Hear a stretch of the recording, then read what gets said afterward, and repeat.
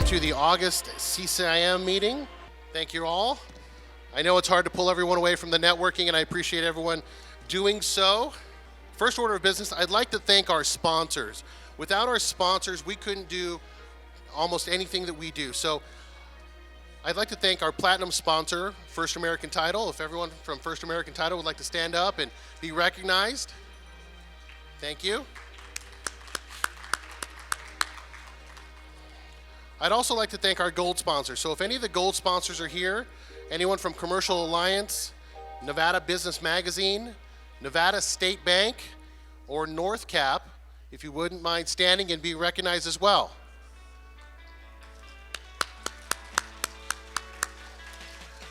If you are a CCIM designee, we have a test coming up in October. That's always an exciting time for us. If you are a designee, would you mind standing and being recognized? Roy Fritz is right here. He's already standing.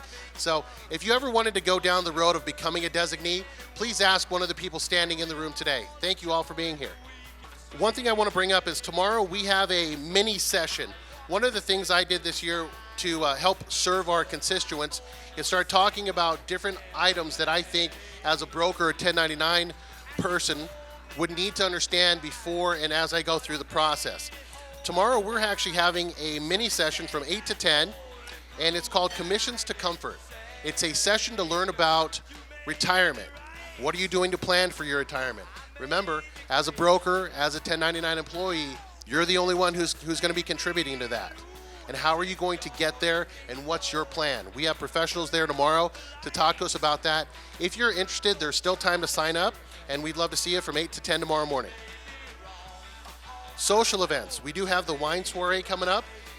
It's October 5th. Now, today we are giving away, or we are raffling off 2 baskets. If you have not done so yet and you want to, please buy raffle tickets. Please do that now so that at the end we can do our spin wheel and someone will win. In that basket is some alcohol. There's also tickets for the soiree. So if you have not bought a raffle ticket, they are taking cash and cards out there. They're $20 per ticket. Please do so as soon as you can. We also have, if you are a sponsor or designee, this year we are doing our sponsor designee event on November 2nd. We're meeting at Flight Club, and then we are going to do a tour and the experience at the Sphere. We're one of the first groups to go in there. So if you are not a sponsor or designee, there's still time to be a designee. October, we're testing. And there's still time to be a sponsor. So if you'd like to join us on November 2nd, we'd love to have you. Jackie Farley's in the room. Is Jennifer Lear here?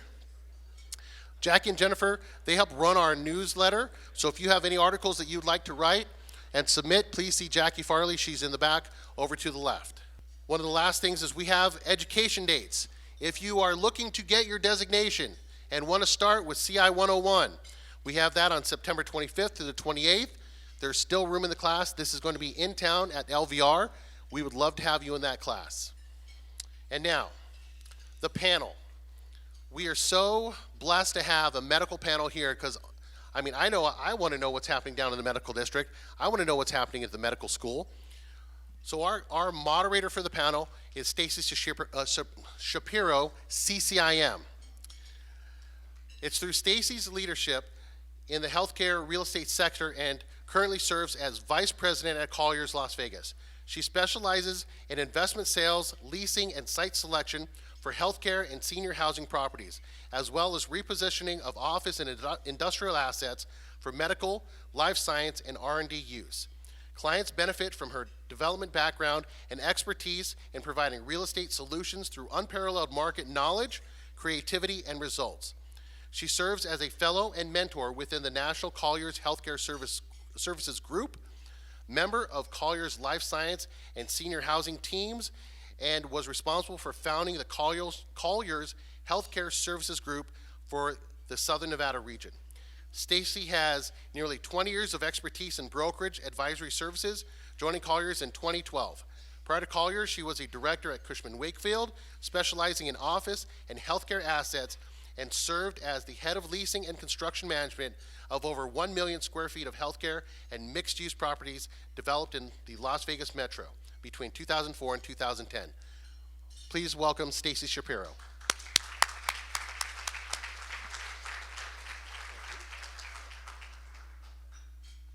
First of all, thank you everybody, all the audience, for attending our panel today.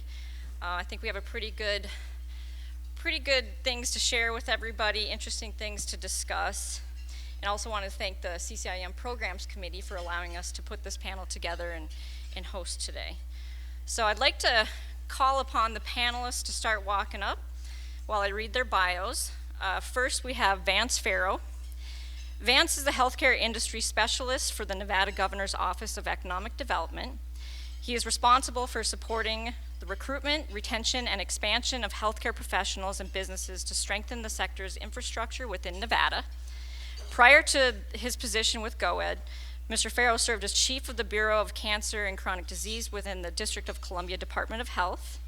As a result of his extraordinary dedication and commitment, Mr. Farrow has been appointed to numerous positions to include Executive Commissioner to the Western Interstate Commission for Higher Education, in addition to the Governor's task forces addressing Nevada broadband and graduate medical education.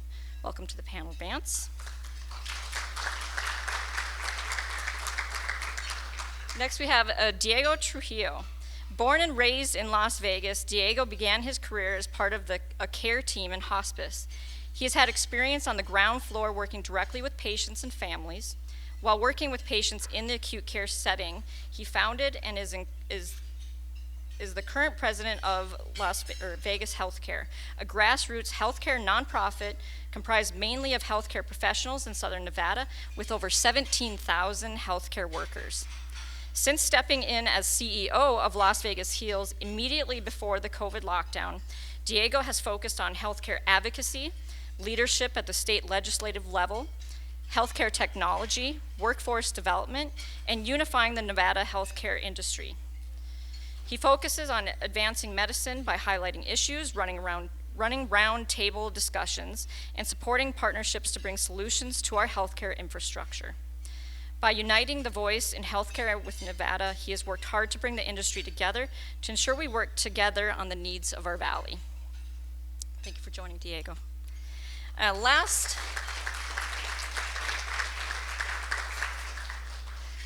but not least, we have Tad Schrantz of Pacific Group. Tad has been an avid contributor to the built environment, including architecture, construction, and real estate development for more than 30 years.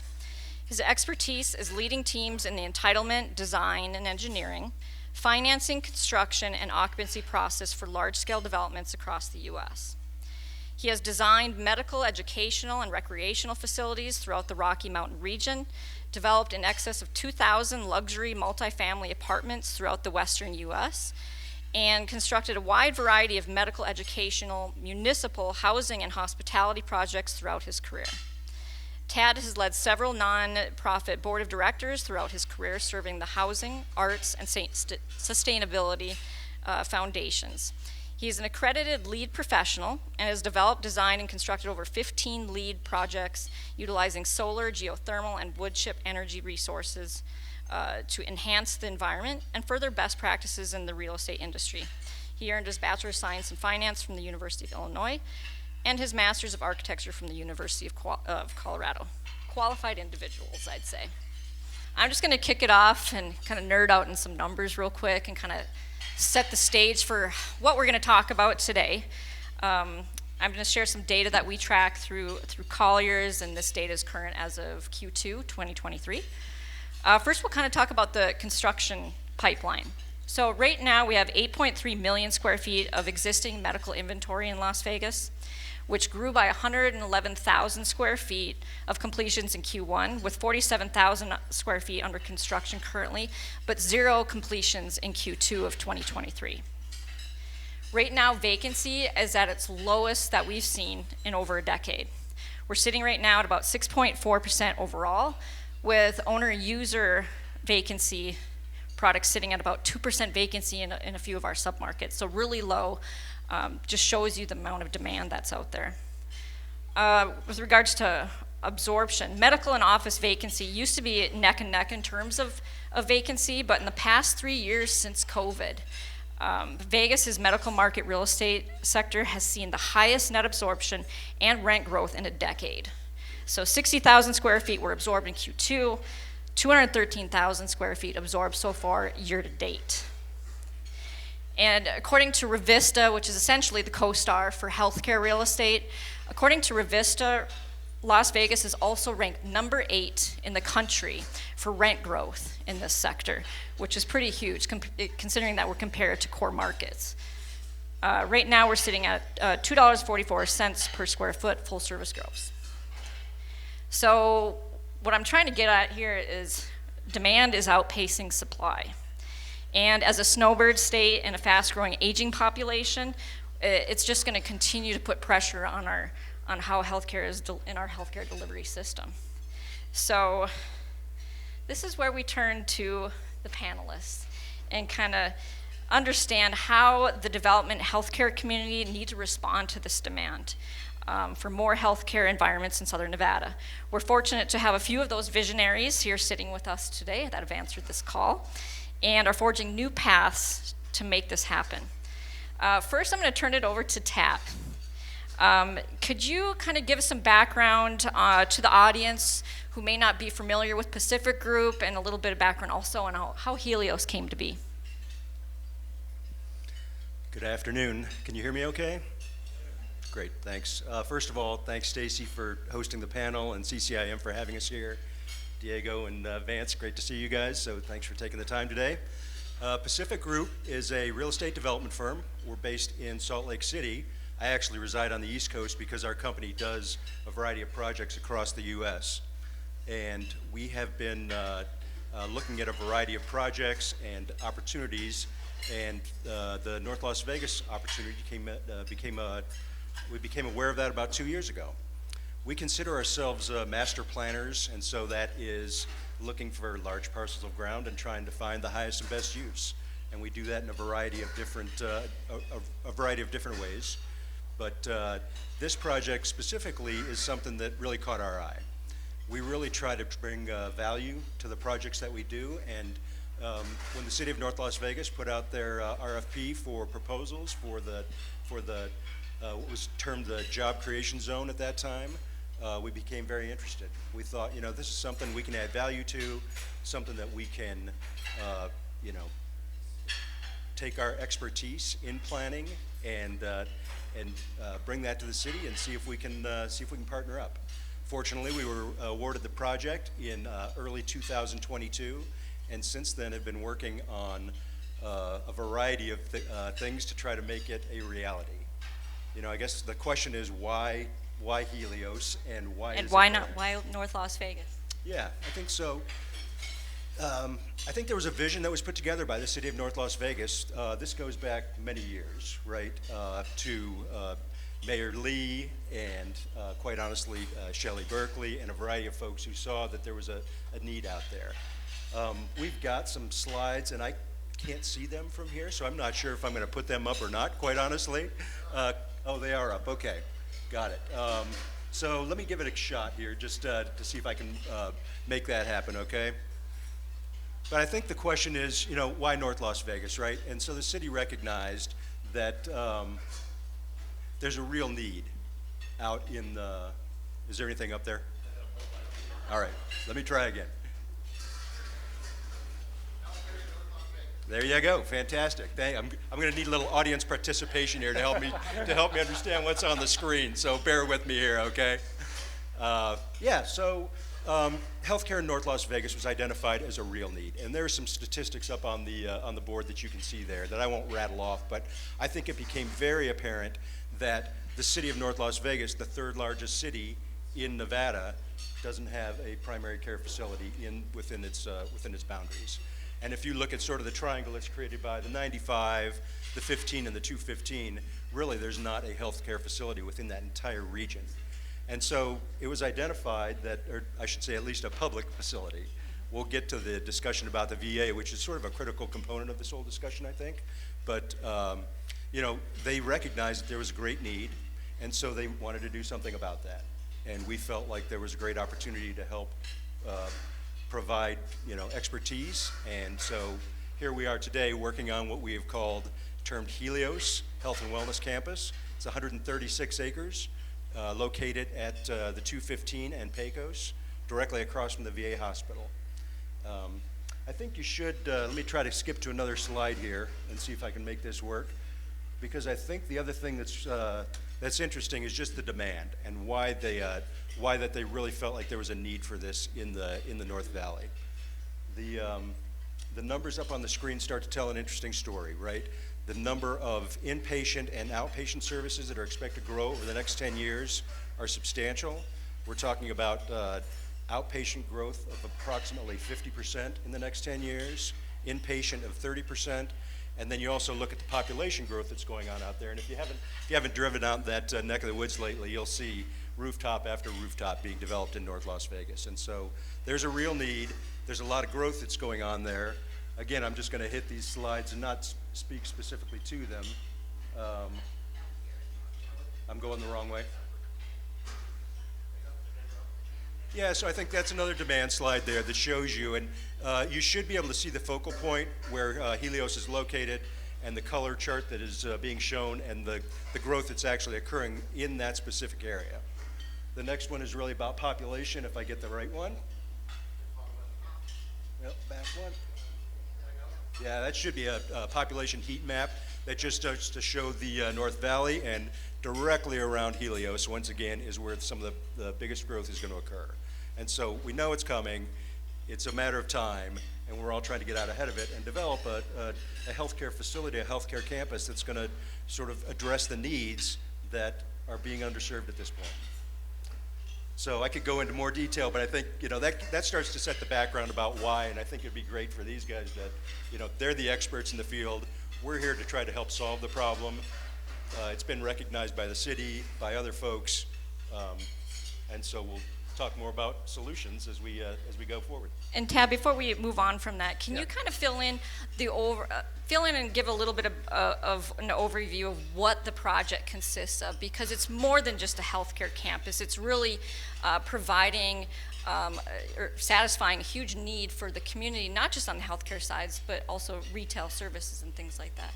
Yeah, that's a great point. I think the vision from the city of North Las Vegas was, we know we need health care, we know we need primary care, but we also want a place that is going to be a place for the city to go and gather, and it's not just about health care, but it's about community as well.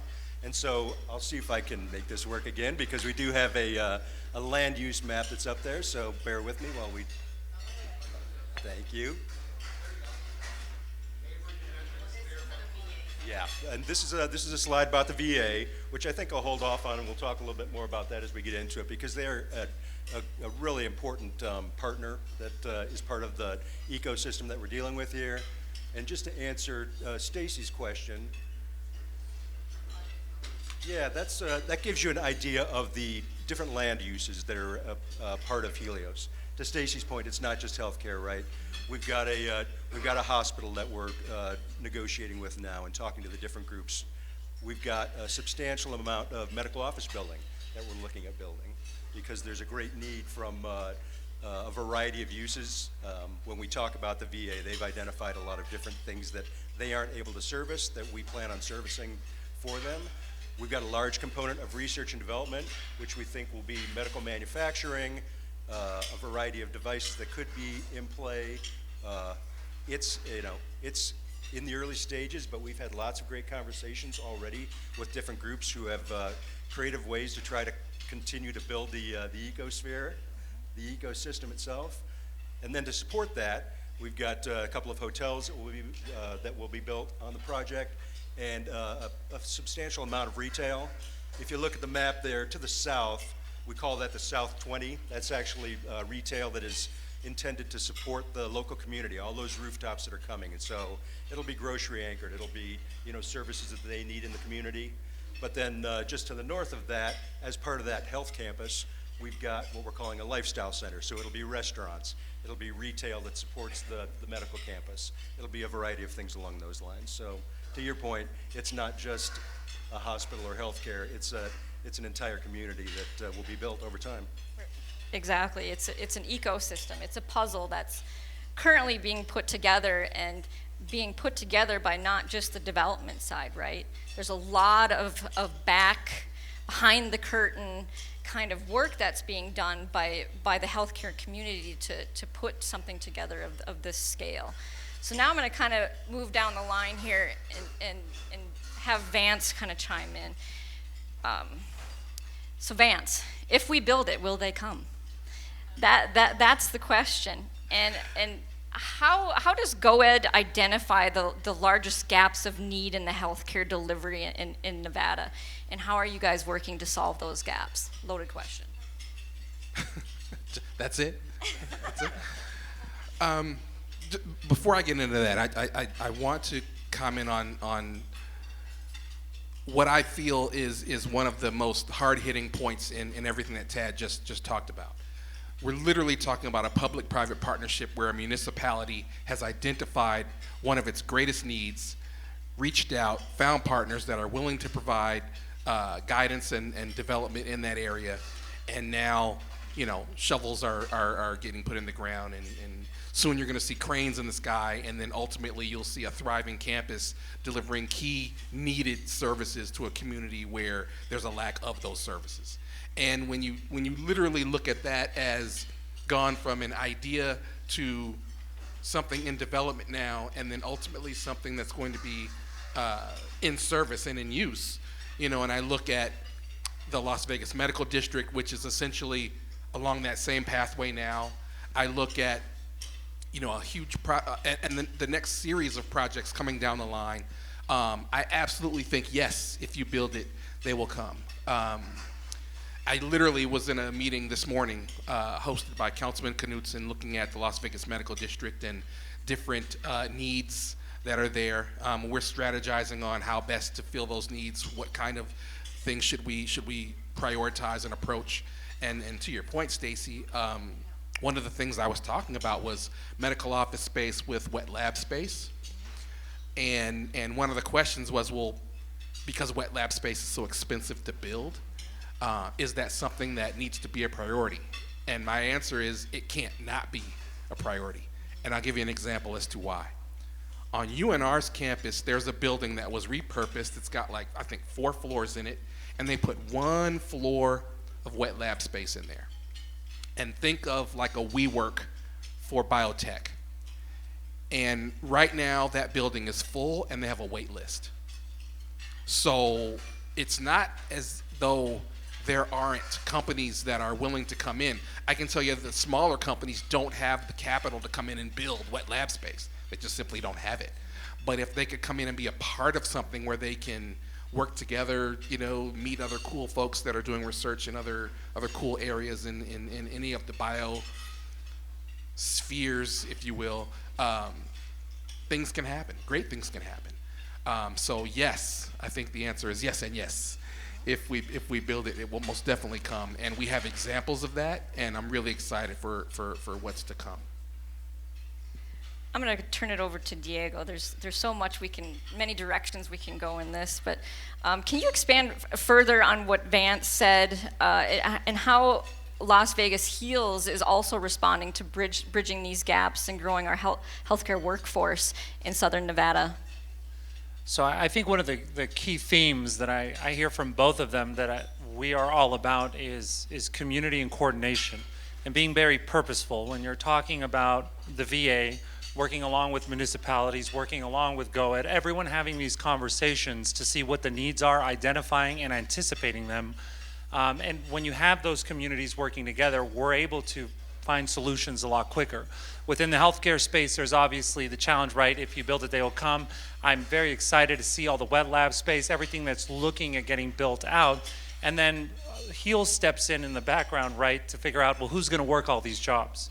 Where are we going to get the talent? How are we going to fix pipelines and create workforce pipelines that will not only satisfy our needs now, but make sure to satisfy them in the future?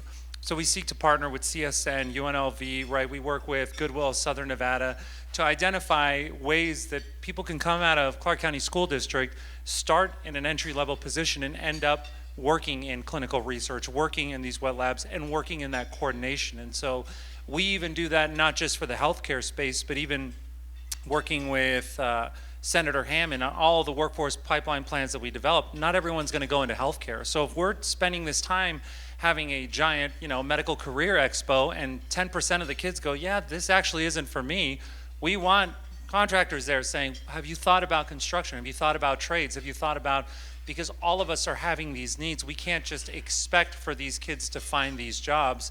I think it's our responsibility to lead the next generation, and that is something that across the country everyone's trying to figure out.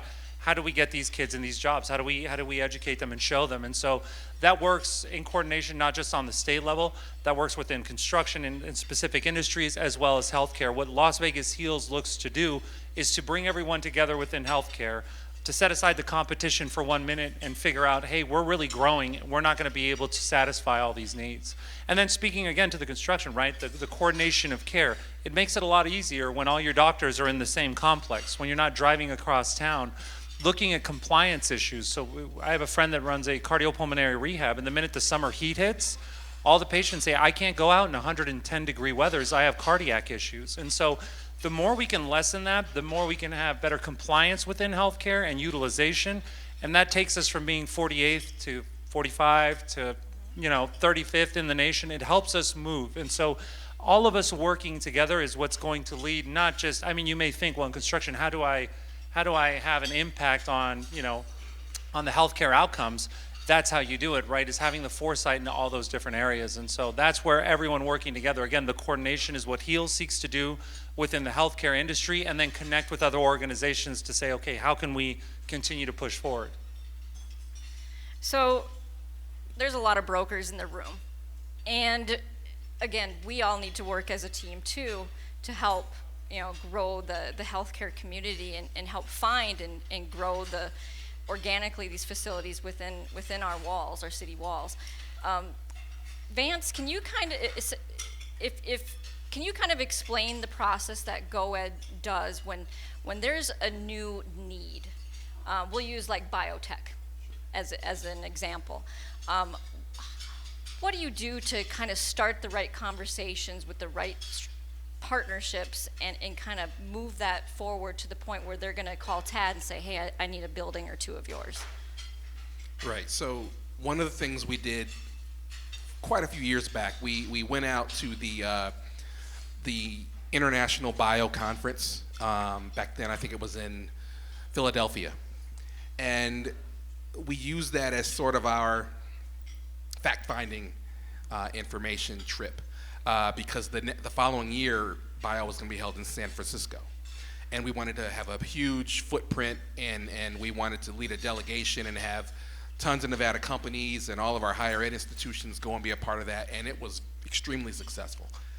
We got to literally engage with biotech companies from all over the world, some of which we created some huge leads on, and got some of those companies here.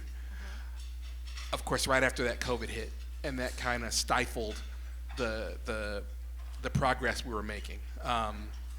Another thing that ultimately had to get canceled, we were going to host NIH for one of their SBIR, STTR regional conference meetings on UNLV's campus, and of course that's where a lot of those young companies get their financing to help them grow and expand, and we had to, COVID killed that. So we are now looking to re-engage with NIH on that level to come in, because again, a lot of those companies just can't grow and expand because they run out of capital.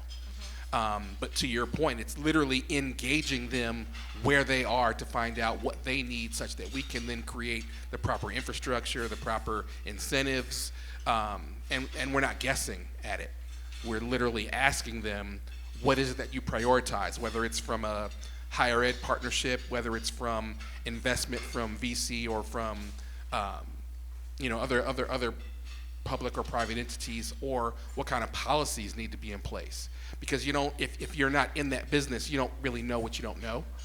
And so that's how we're trying to really connect the dots to figure out what's best for us, because what works well in California may not work well in Nevada, et cetera, et cetera.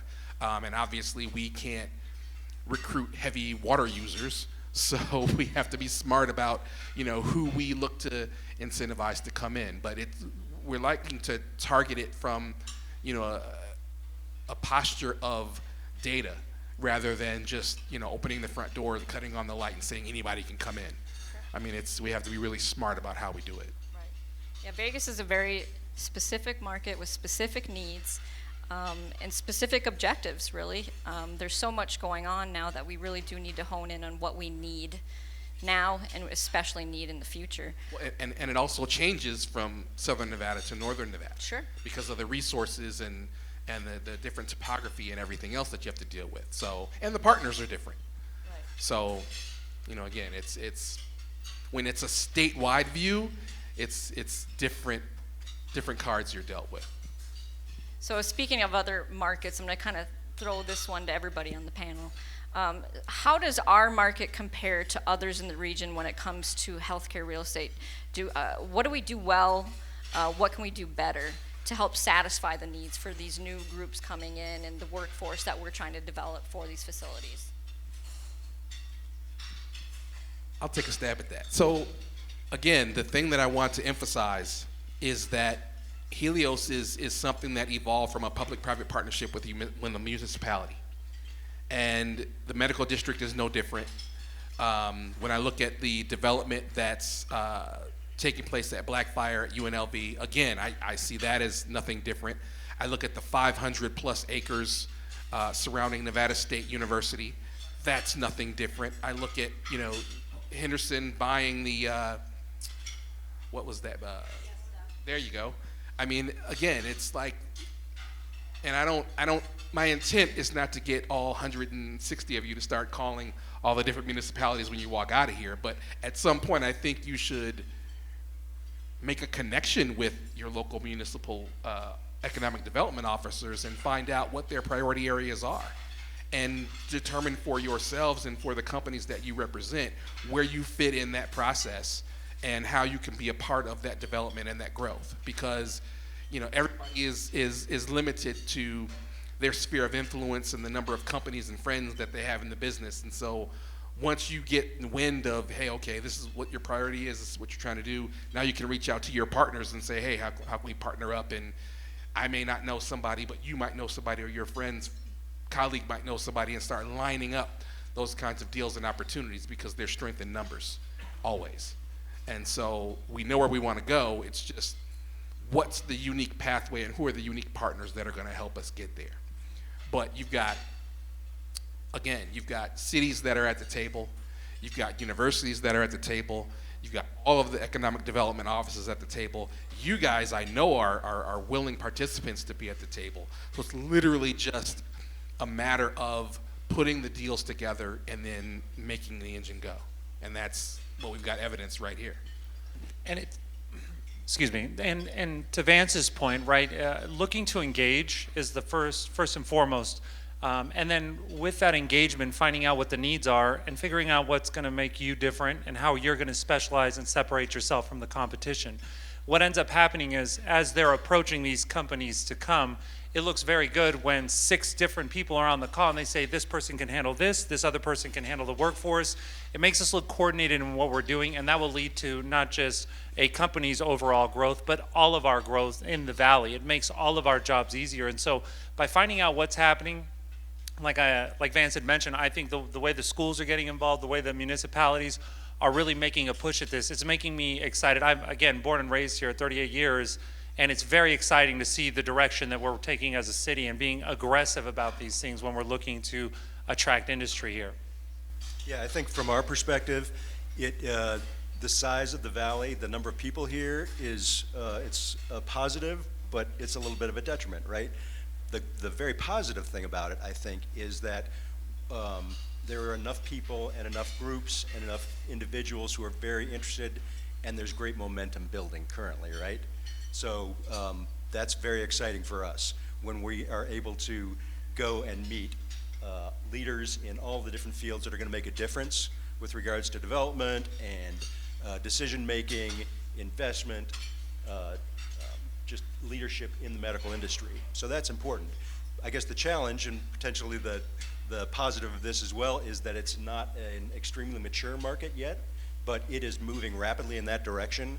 I mean, as an example, life sciences it takes time to have a really mature market like a Boston or a San Diego or something like that.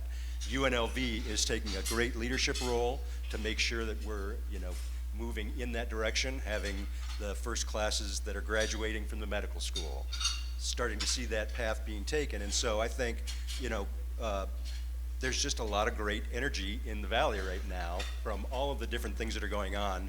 People across the country see that and experience that, and they say, hey, there's more than just, gaming, there's more than hospitality, there's more than sports, which is becoming a huge part of it, and that is a big healthcare need that needs to be solved. And so I think that there's just great momentum right now. And to add to that, healthcare is interwoven into everything. So you think, well, what's where does entertainment and healthcare, where do they bisect? And then you don't have to look any farther than Cleveland Clinic, Lou Ruvo, and UFC and the partnerships that they're doing, looking at concussions and things of that nature. So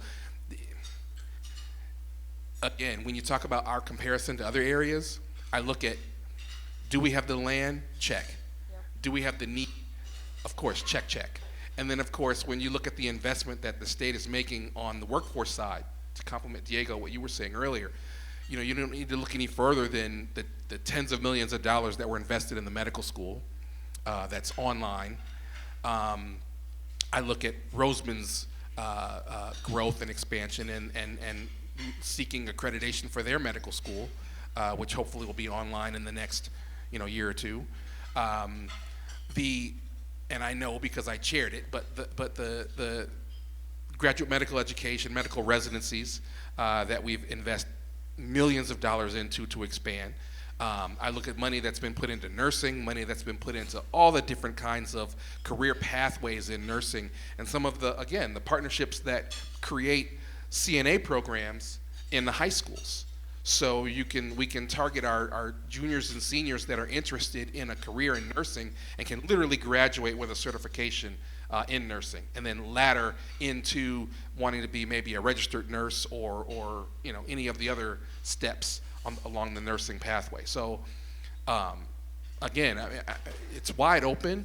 We just have to be diligent about keeping the right folks at the table and being inclusive of innovative ideas and thought pathways to get different things done. Diego, could you expand a little bit more about workforce development? What the path that you're kind of clearing for these students and how they can find these paths and what you're really doing, the workbook program and all those sorts of things that are really helping forge that path for these groups? So for a lot of us, one of the things, again, I started in healthcare from the ground up. Not just that, I went through CCSD here, and growing up here, there was really two healthcare career fields that I knew of, which was doctor, nurse, and I didn't want to do either of those things.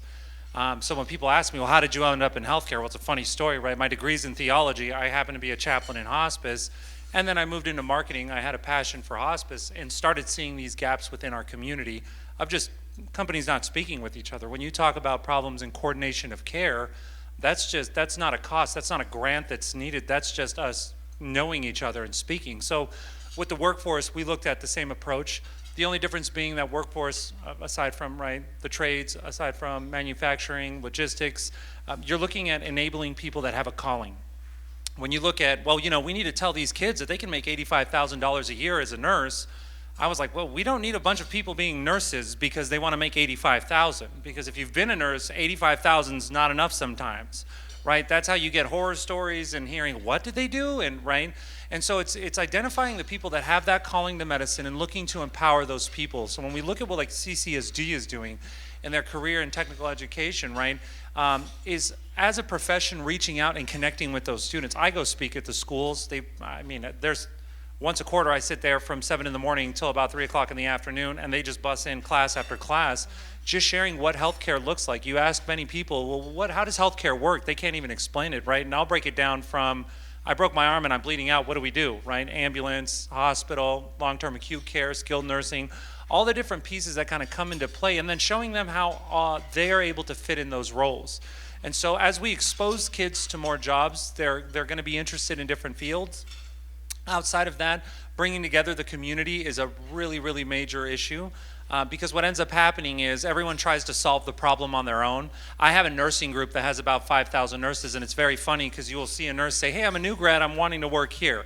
And they'll say, okay, take a contract here, they'll hire anyone, and then as soon as that 2 years is up, move to this other hospital, they'll pay you better until you find until you specialize on the floor, and then after that, go work at this hospital system, they pay the most.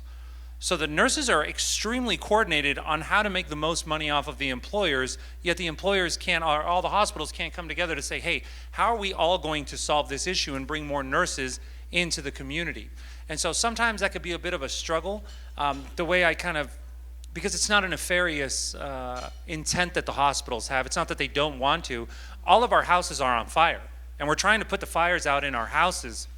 What we really try to convince everyone to do is, hey, just step away for 1 minute so we can have an HOA meeting and clear the brush that keeps setting our house on fire.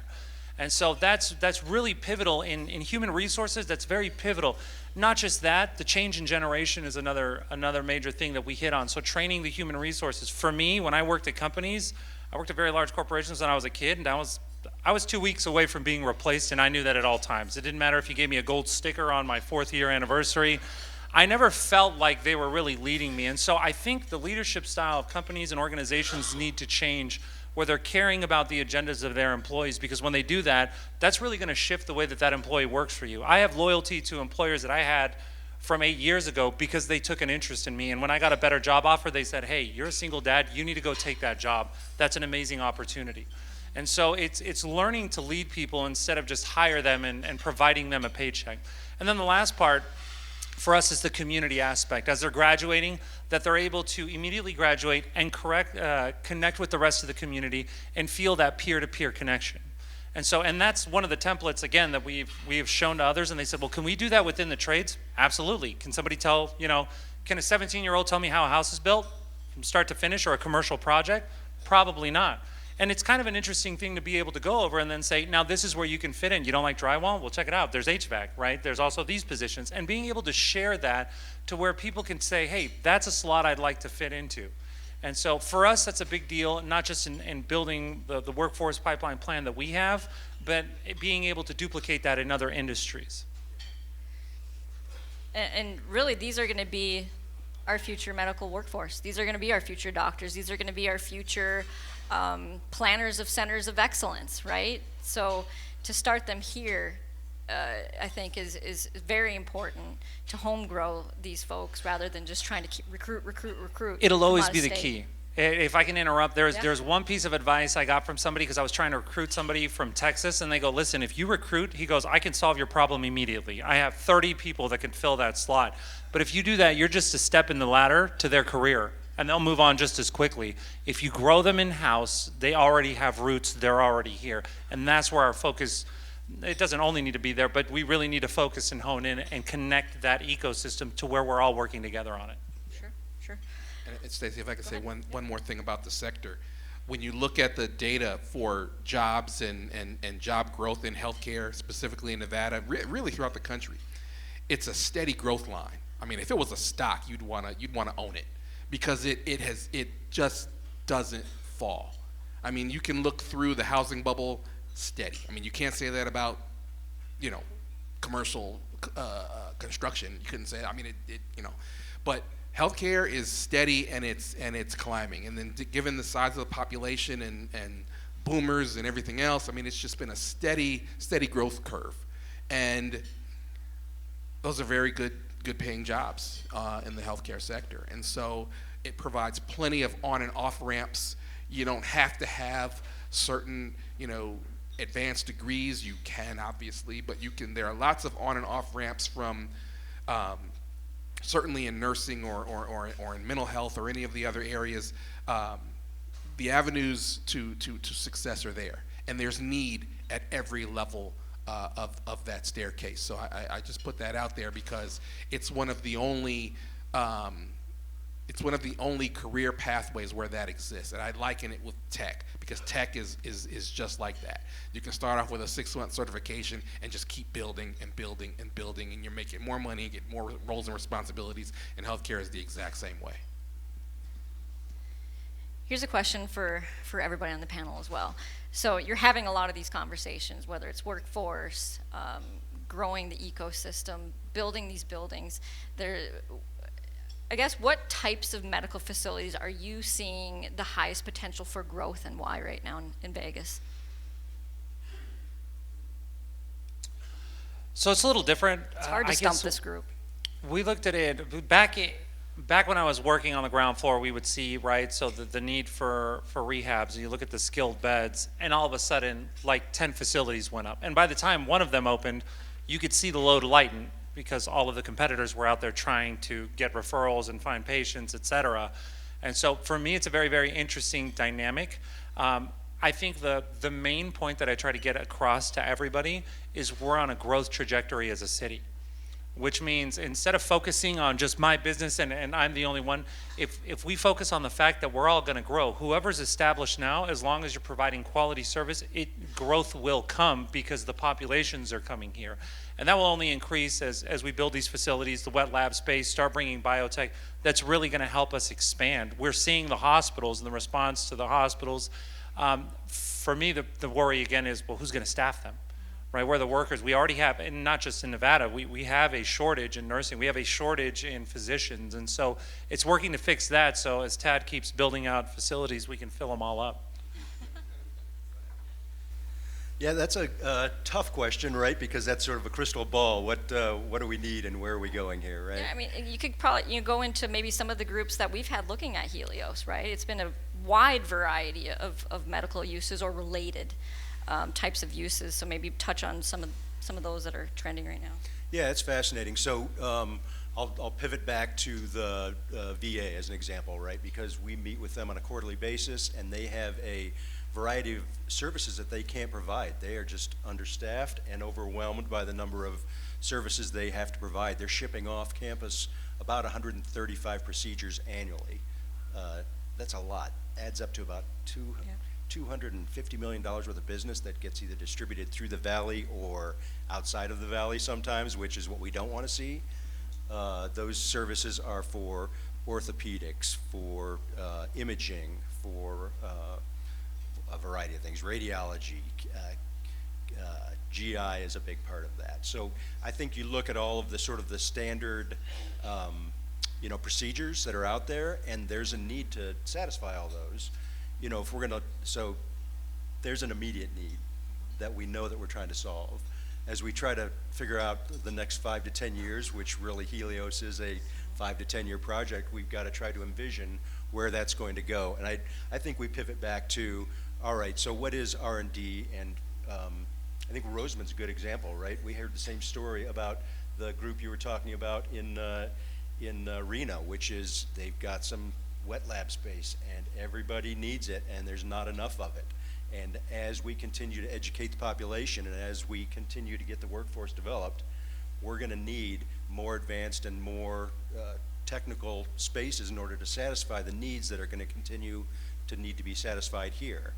I think our challenge as developers is we think about that and we talk about that, and everybody knows that construction costs are rampant and finding materials to satisfy those things are challenging, to say the least. And so we all have to communicate through this process and make sure everybody understands, I think, where the speed bumps are, where the roadblocks are, so that we can try to navigate as effectively as possible. Well, and if I can add to that, to what Vance and Tad were saying earlier, right, the coordination, there is no crystal ball. So as the sports teams start coming, right, all of a sudden sports medicine starts becoming bigger. We're able to attract better names. As that happens, more people start with medical tourism. So it's a careful dance between, I would say, in this case, us three, right? So Vance letting me know, hey, we kind of hit a vein here. We may be able to have this, but this is going to be a challenge. So now I know, okay, who has this educational resources? Who's able to develop these people? He's able to speak with Tad and say, hey, is this space possible? And so as each one of us kind of move forward through the years and as Las Vegas shifts, being able to coordinate, like Tad was saying, and just speak on a regular basis to know how we need to pivot to adjust to the needs. That's very crucial, and again, to the earlier point of connecting with local municipalities, finding out where we're going to figure out where we all fit in. And I want to add something to that because, a lot of people, they joke about where they get their medical care, and they say they go to McCarran or whatever, but, you're right, there is no crystal ball, but there is excellent data. And so one of the projects I'm working on right now is with the Department of Healthcare, Finance, and Policy. So every time a Nevada resident goes to another state for care, that generates a claim, right? And that claim has to be paid at that state's reimbursement rate, not our rate, at their rate. And so there's a breadcrumb trail as to what that costs and in what unique area that cost comes from. So for instance, what I'm looking for is them to create sort of a quick and dirty money trail such that I can see where are we hemorrhaging the most in what specific specialty areas. So if you come back and tell me, well, Vance, we paid the most out last year in urology to all of the neighboring states. Okay, that lets me know we need a urology center of excellence. Now I'm not out trying to bring or create or recruit anything I can. I'm trying to recruit that, because that will alleviate the burden on Nevadans that feel the need to go to wherever to get that service.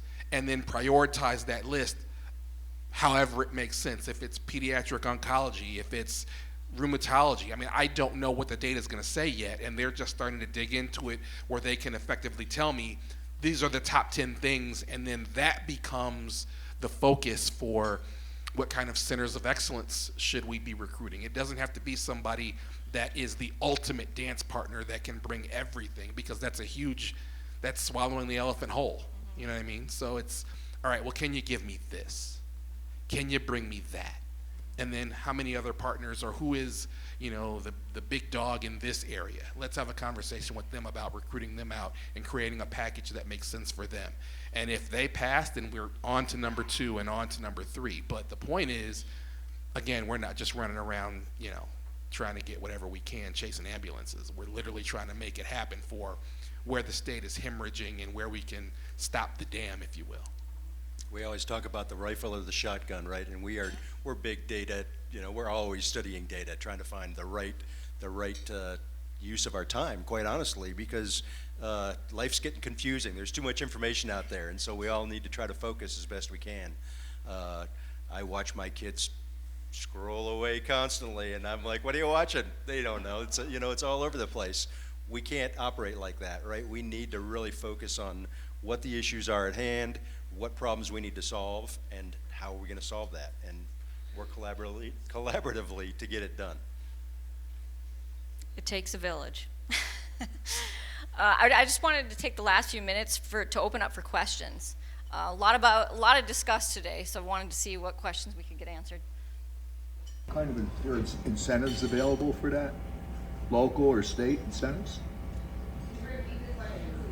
Does it also fall in, does Helios fall in an opportunity zone?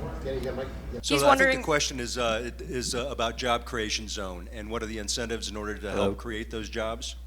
Is that fair enough? Yep. So job creation zone, we spent a lot of time trying to figure out exactly what that was as a federal program, and quite honestly, it is not a federal program the way you think of an opportunity zone. It is more of a designation than it is a specific incentive program. So what we end up doing then is working very closely with GoEd and working with other groups that can provide incentive for end users that will actually come to the site.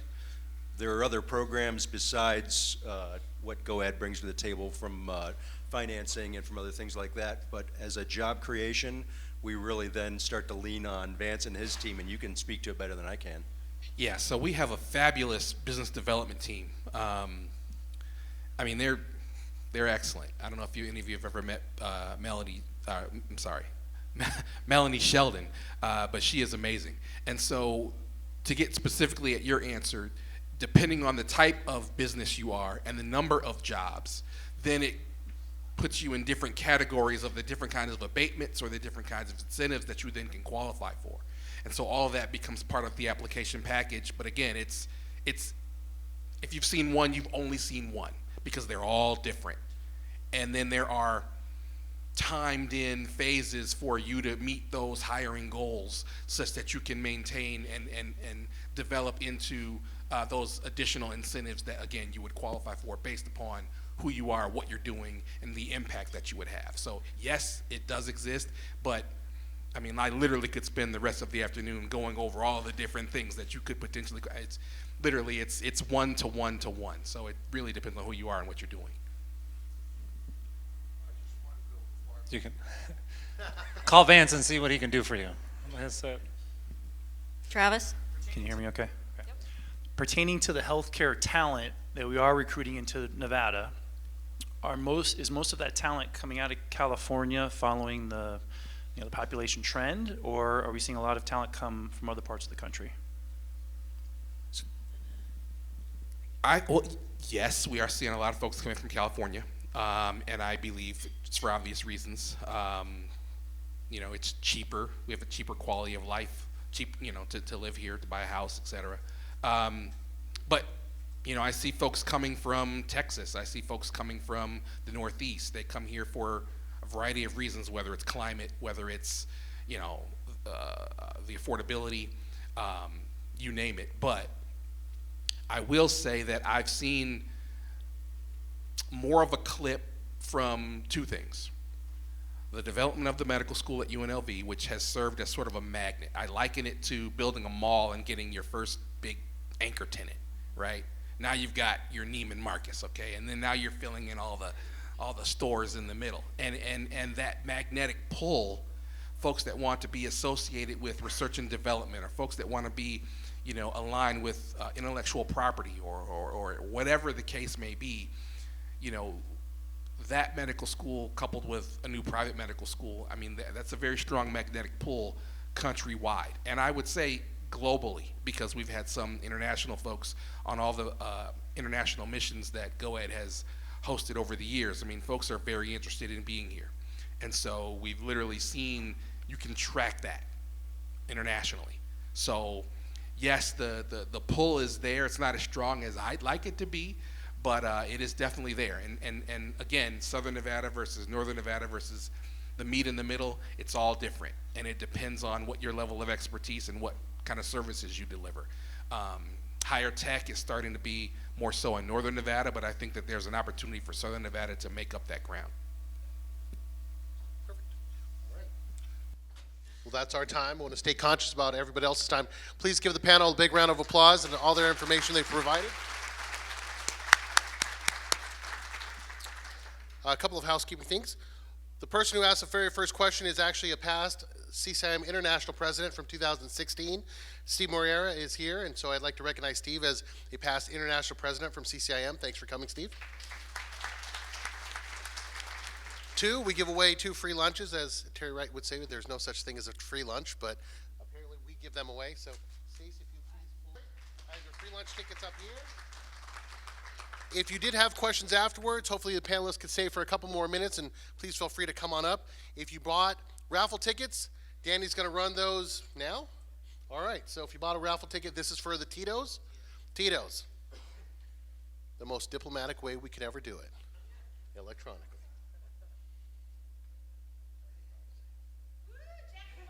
Yeah. Good job, Jackie. And are you ready for the next one, Danny? All right, and this is for the other, I forget what this one is, for the other basket. Oh, he's got to tee it up. There we go.